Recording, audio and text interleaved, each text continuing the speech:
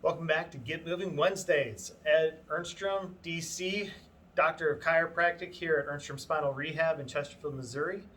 If you haven't already subscribed to my YouTube station, now's the time that you can do that. You can hit the little notification bell down below, or you can hit the subscribe button, and so you can get updates when I put down new content. I have about 4 videos a week that I do nowadays with Get Motivated Mondays, intermittent fasting in St. Louis, or hashtag IFNSTL on Tuesdays, Get Moving Wednesdays, and Get Metabolic on Fridays.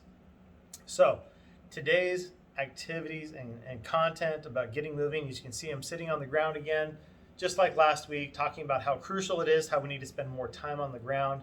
These activities that I'm going to show you today, I'm going to show you 3 different activities that are going to help with general low back pain, hip, other issues that you maybe don't even consider these could help, but they can with the shoulders and knees, wrists, ankles, hands and feet, maybe even headaches and neck pain, okay? But it's really important that as we do this, that we make sure that you do it correctly and you know why.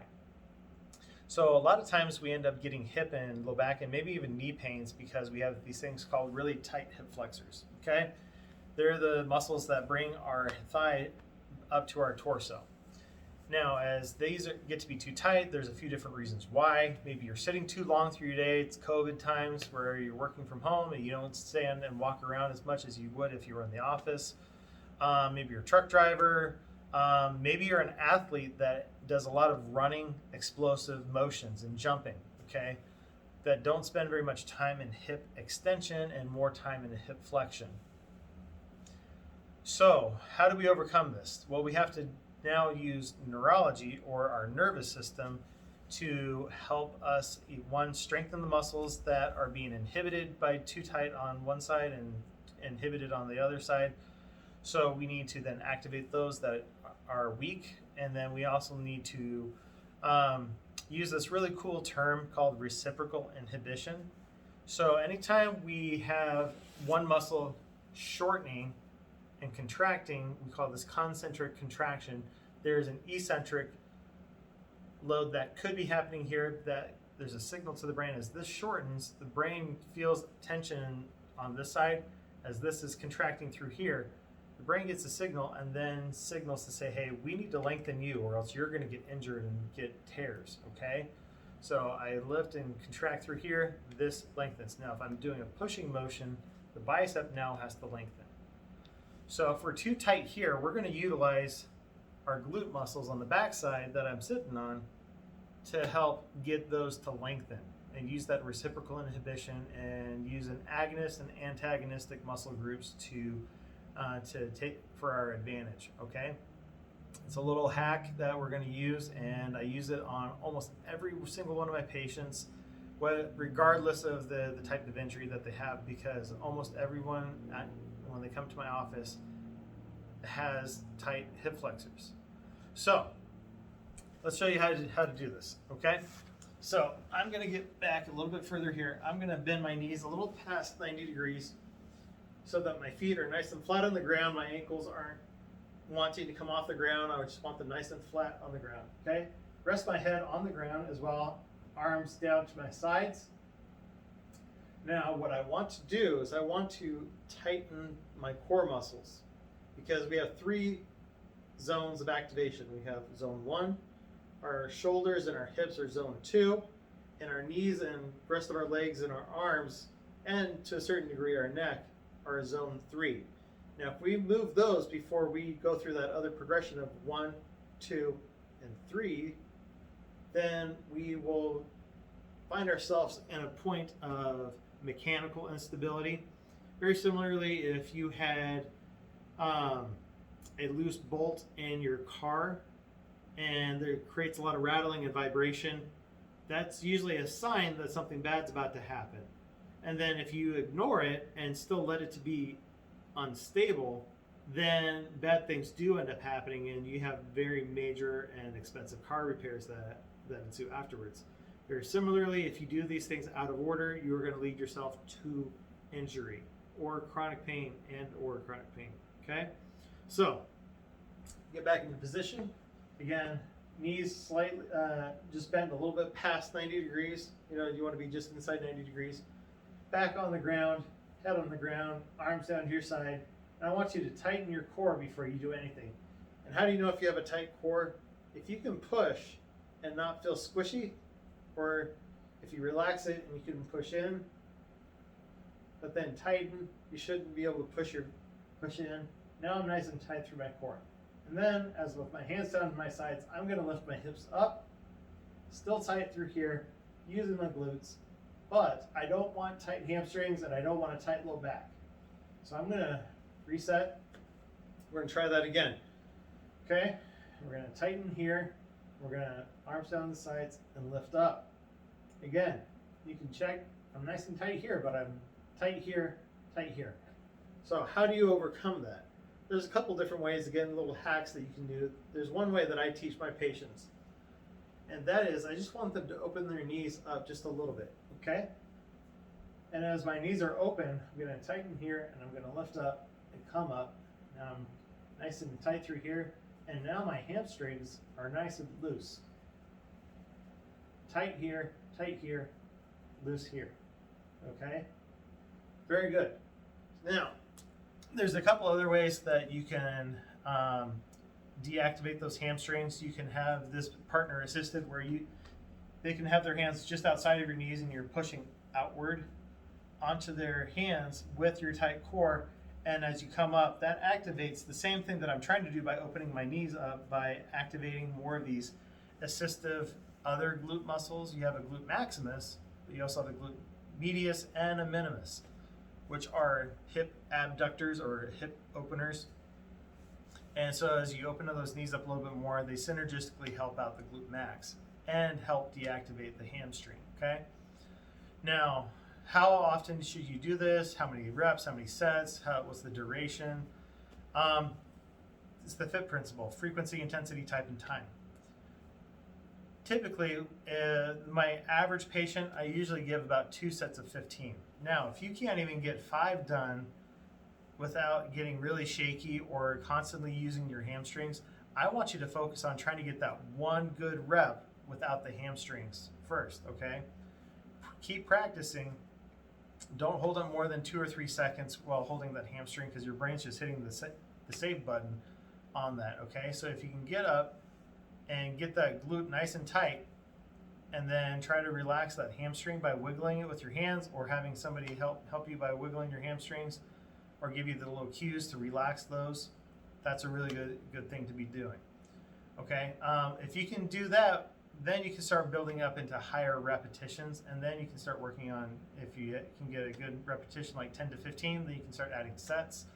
And then if you start doing that really well without any issues, then you can start adding length of time per rep and just start manipulating things and go through other progressions, maybe even do one leg at a time, or there's a whole variety of different ways that we can progress people through this activity. Okay, but that's called a glute bridge. Activity number 2 that we're going to show you is called cat-cow.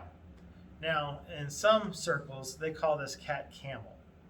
I don't know where the camel came from. The yogis, the yoga people, they call it cat-cow. So a lot of times when I introduce this to my patients, they're very on, and they do yoga, they're like, oh yeah, I do that all the time. And I ask them, okay, show it to me. And if they do a really good job, then I applaud them and say, okay, keep doing it, right? But if they have never done yoga before or have been through physical rehab before, I show it to them, okay? And this is how you do it. So you're gonna get down. I'm gonna tuck my shirt in just a little bit because the shirt's a little baggy and I want you to see my torso as I'm doing this, okay? So as I get in here, I am gonna get my hands just underneath my shoulders, right through here, and I want my knees just underneath my hip. And when I'm in this position, everything should be in about 90 degrees, nice flat back to start with, okay? Now as I'm starting in this position here, I am going to arch my back really tall and tuck my chin to my tummy, okay? So I'm gonna get up, and the exact opposite is bring the back of my head to my tailbone, dropping my belly down. Okay, so this is the cow, This is the cat. Cow, cat. Now I breathe in really deep. I go into cat. And I exhale really deep as I go into cow. Now I do that as a cue to my patients that that's about how fast I want you to do the cat-cow. I want you to arch your back really tall as you take that big deep breath in. And as long as you can still take air in, I want you to get nice and tall, nice and tall, nice and tall, taking the deep breath in. And then as you breathe out, I want you to drop that belly down. Just relax your entire spine and just let it sag. Bring that head back. Put your entire spine into extension. And that is the cadence that I want you to do that. Because as soon as you get all the air out, then you can go back into cat. Breathing in as much as you can. And then as soon as you can't take any more out, go back to cow, breathing out. And it's more about a relaxation and a pumping mechanism to lubricate the joints of your spine. Also is really good about, again, that reciprocal inhibition. Again, if you have really tight erectors right here, you're going to tighten up these abdominal muscles, which will relax these or lengthen these right through here, and doing the exact opposite. And then if you have really tight chest muscles, as you get into that cow, you're going to really tighten these back up through here, drawing those shoulders back and really relax and stretch these out too. Okay? Anyhow, activity number 3. I thought about doing a different one, but I'm going to save that for next week. But I'm going to do this, and this is something that the people in the Functional Movement Screen World, FMS, SFMA, the select world, it's called half kneeling. And this has a lot to do also with the fact that if somebody has a hard time doing the glute bridge, or if they've done so many glute bridges in their life and they're like, oh, I got that worked out, but yet this is another way to maybe regress them, I will also give them as a test. Here, I need to scoot back so that everybody can see me here.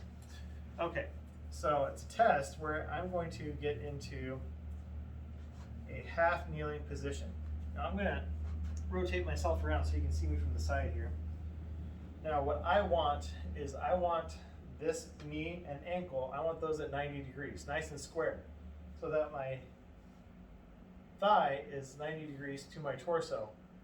And then I want my knee at the down position here, I want that all right underneath my hip. So that's going to be a nice 180 degrees, nice straight line right through here, which would make that knee, my down leg at a 90 degrees. And that ankle, I want that to be nice and straight. And so that's the top of your foot is resting on the floor with your toe pointing straight backward. So as you're in this position, I want your arms down to your sides. And I want you to make yourself as tall as possible. You can't see that in the camera because my head's out of the shot. But imagine that there's a string pulling your head up to the ceiling and you're getting yourself nice and tall, which is going to force you to use glute activation. And when you're using this, then you're going to actually lengthen these quads and you're going to lengthen these hip flexors on that one side. Okay?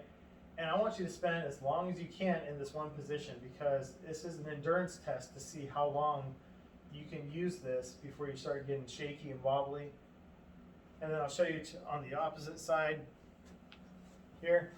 Again, as I set up, again, I want 90 degrees here, 90 degree ankle, 90 degree hip. Straight line down from my shoulder, hip into my knee, toe on the back foot, pointing straight back, and arms down to your sides. And again, I want you, this is the exercise, but it's also a test. I want to see how long you can stay in this position. And if you can make it 2 minutes, great. Try for 3. If you can make it 3, try for 4. Keep trying to see how much you can beat yourself and how long you can go. Now, if you can do this for about 15, 20 minutes, that's great. But some of the best trained athletes in the world, when Gray Cook has given this to like professional football players or world class Olympians, and they're so over specialized in the movements that they're doing that they forget how to do the simple things. And so it's really important for us to get back to the roots, like I mentioned last week, that we need to get back to the basic movement patterns so that we can progress back to the average, ordinary, everyday activities that you want to be doing. Okay? Well, I am glad to be back. Again, like I said earlier, like, subscribe to this YouTube channel at Ernstrom Spinal Rehab. Share this video on your social media platforms if you're watching this on Instagram or on Facebook. Like, share, comment below, tag people to it that you think that could benefit from this, or just keep reviewing these videos and so that you can start using these activities in your own daily life. All right, take care, and we'll see you next time.